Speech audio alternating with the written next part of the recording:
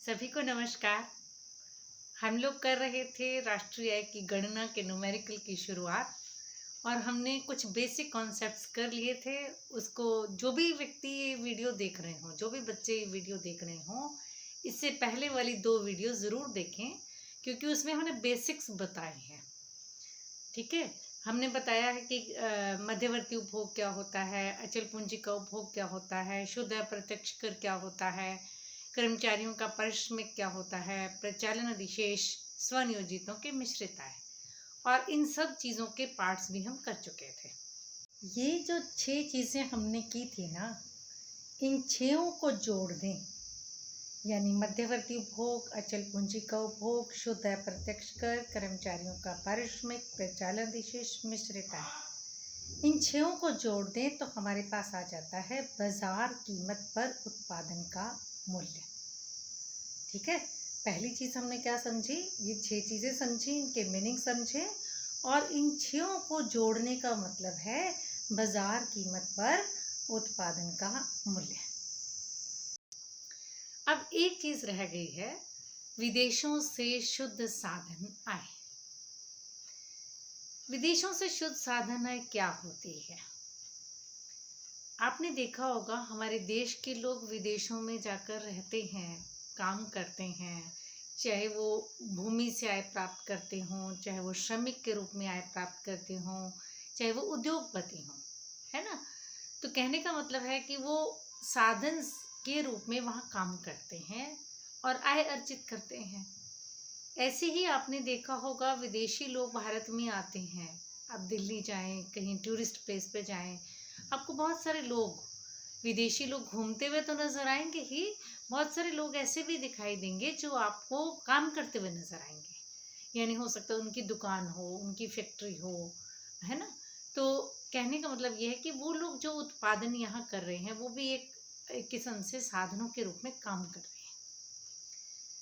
तो हमारे लोग, एक देश के लोग अन्य देशों से साधनों के रूप में जितनी आय अर्जित करते हैं उसमें से विदेशी लोग जो देश में साधन आय अर्जित करते हैं घटा दें तो विदेशों से शुद्ध साधन आय आ जाती है। जैसे मान लीजिए भारत के लोगों ने विदेशों से साधनों के रूप में 15 करोड़ रुपए आय प्राप्त की इस साल, और विदेशी लोगों ने भारत से 6 करोड़ रुपए आय प्राप्त की, तो हमारी आय 9 करोड़ ज़्यादा है ना।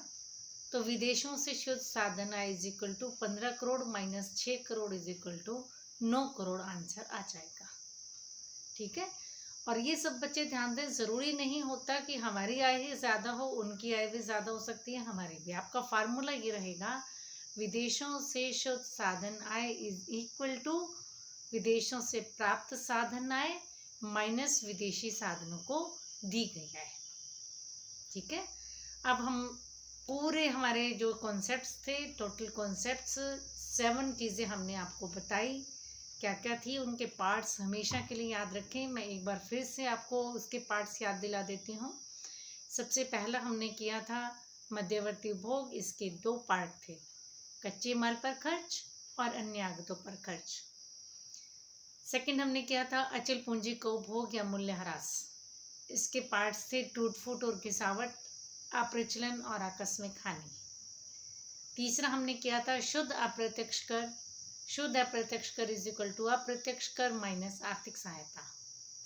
चौथी चीज हमने की थी कर्मचारियों का पारिश्रमिक, कर्मचारियों के पारिश्रमिक में मजदूरी व वेतन, सामाजिक सुरक्षा में मालिकों का अंशदान, सेवानिवृत्तों की पेंशन।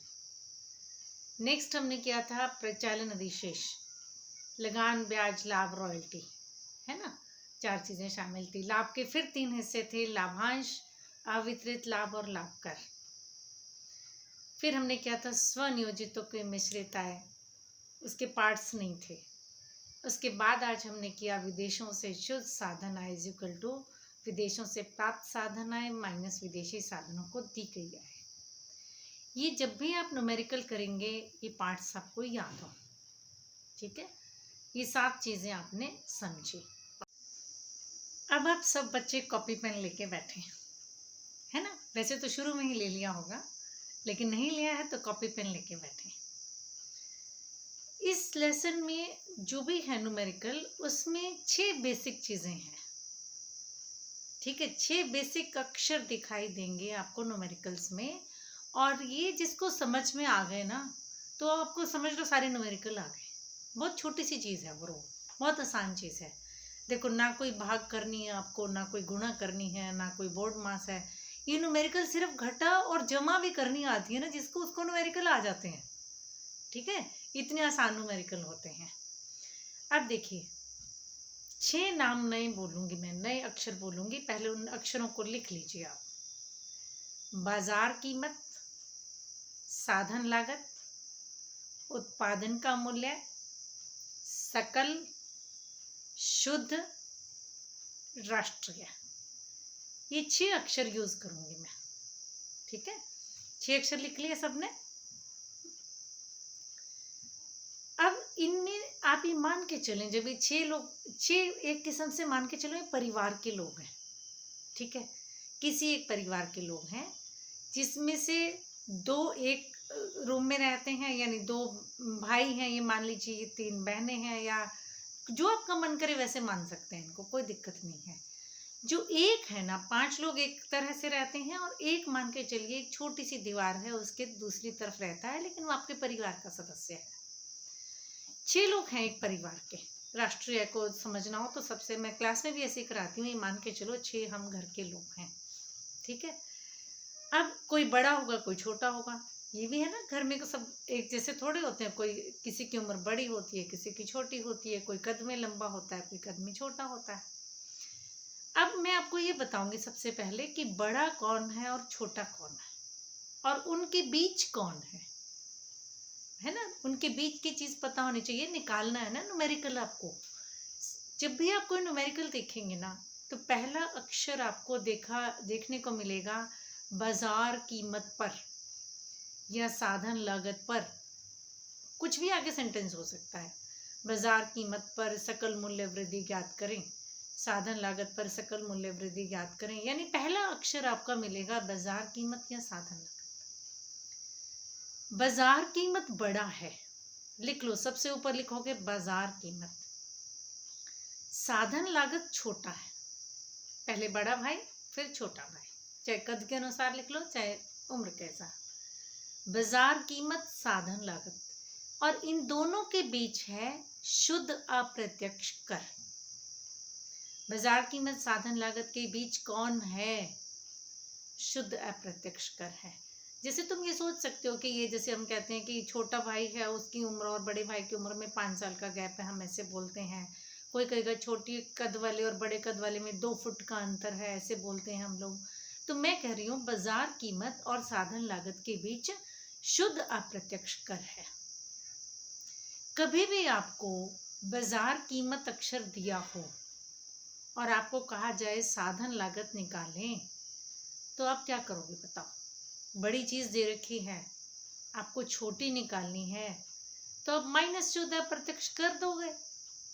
माइनस शुद्ध अप्रत्यक्ष कर करते ही आप साधन लागत पे पहुंच गए। और अगर साधन लागत दे रखा है और आपसे कहा जाए बाजार कीमत पे जाओ, तो आप क्या करोगे? जोड़ दोगे। किसको? शुद्ध अप्रत्यक्ष कर को।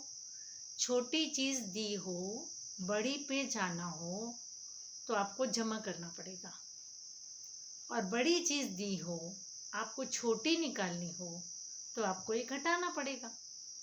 सीधी सी बात है।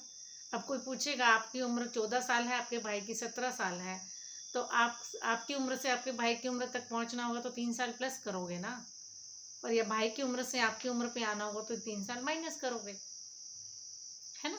ठीक इसी तरह से बाजार कीमत दिया हो, साधन लागत पे आना हो, तो शुद्ध अप्रत्यक्ष कर माइनस होंगे, और साधन लागत दिया हो, बाजार कीमत पे जाना हो, तो वो प्लस होंगे। पहली चीज मैंने क्लियर की। बाजार कीमत, साधन लागत, 2 अक्षर यूज हो गए मेरे। अब अगला अक्षर आता है उत्पादन का मूल्य, सकल और शुद्ध। 3 इकट्ठे अक्षर याद कीजिए। उत्पादन का मूल्य सबसे बड़ा है, सकल उससे छोटा है, शुद्ध उससे छोटा है। उत्पादन का मूल्य और सकल के बीच मध्यवर्ती उपभोग है। उत्पादन का मूल्य और सकल के बीच कौन रहता है? मध्यवर्ती उपभोग।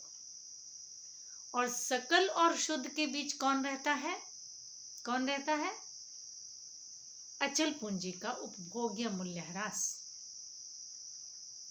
ठीक है, ये तीन इकट्ठे, मैंने कहा ना, दो एक लोग रहते हैं, तीन एक लोग रहते हैं, और तीन वाला जो था वो उत्पादन का मूल्य, सकल और शुद्ध। उत्पादन के मूल्य से सकल पे जाओगे, यानी बड़ी चीज से छोटी पे जाओगे तो मध्यवर्ती घटाना पड़ेगा, और सकल से आपको शुद्ध पे जाना हो तो अचल पूंजी का उपभोग घटाना पड़ेगा, यानी इनके बीच रहता है। ठीक, अब ये आप देख लेना, पेपर में छोटी चीज दी है, बड़ी पे जाना है तो प्लस कर देना, और मान लीजिए बड़ी दी है, छोटी पे आना है तो माइनस करनी है। लास्ट चीज, ये तीनों चीजें जो आप निकाल रहे थे अभी, उत्पादन का मूल्य, सकल और शुद्ध, ये जो आप बात कर रहे थे, ये सब घरेलू होता है, देशी है, घरेलू, डोमेस्टिक। अगर हमें राष्ट्रीय दे दें निकालना तो राष्ट्रीय बड़ा है, घरेलू से बड़ा राष्ट्र है। जो मैंने कहा ना, दीवार के उस तरफ छोटी सी दीवार है, उसके एक साइड में रहता है एक और व्यक्ति। क्योंकि मैंने दीवार अक्षर क्यों बोला? क्योंकि विदेशों वाली आय जोड़नी है इसमें। ठीक है, तो विदेशों से हमारा जो है एक बाउंड्री की तरह से होता है, किस्म से आए, क्योंकि वहाँ जाने के लिए आपको वीज़ा लेना पड़ता है। तो जो छठा व्यक्ति था वो राष्ट्रीय था।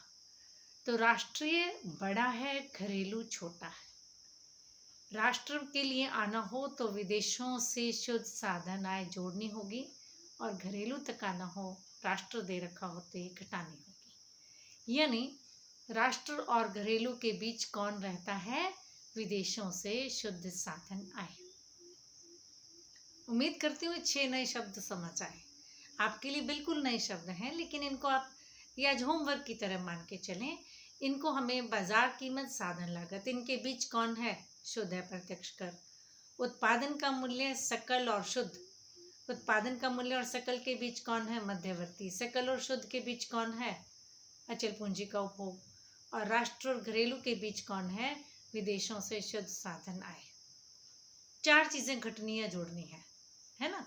क्योंकि हमने देखो शुद्ध प्रत्यक्ष कर को जोड़ा या घटाया, फिर हमने मध्यवर्ती उपभोग को घटाया या जोड़ा, और फिर हमने अचल पूंजी के उपभोग को घटाया और जोड़ा, और फिर हमने विदेशों से शुद्ध साधन आय को यूज किया, घटाया या जोड़ा। यानी 6 अक्षर हैं, किससे किस पे जाना है, 6 अक्षर देखने हैं, और 4 अक्षर यूज होने हैं, जोड़ने हैं या घटने। सिर्फ 4 अक्षर का खेल है, किससे किस पे जाएंगे, घटाएंगे या जोड़ेंगे। तो 4 अक्षर तो याद कर ही सकते हैं भाई, किसके बीच में कौन है, किसके बीच में कौन है, कौन बड़ा है और कौन छोटा है। तो ये आज का होमवर्क है आपका। कल हम जब लिख कर न्यूमेरिकल करेंगे, वैल्यू दी होगी आपको, फिर हम स्टेप बाय स्टेप आपको जाना सिखाएंगे कि ये दिया है, ये निकालना है। वो तभी समझ आएगा जब आपको ये पॉइंट्स आपने कॉपी पे उतार लिए हो। ठीक है, ये मैं अभी एंड में भी आपको एक बार दे रही हूँ, सब बच्चे इसको कॉपी पर उतार लें, क्योंकि उनके बीच कौन है वो आपको अच्छे से क्लियर हो जाएगा। क्लियर?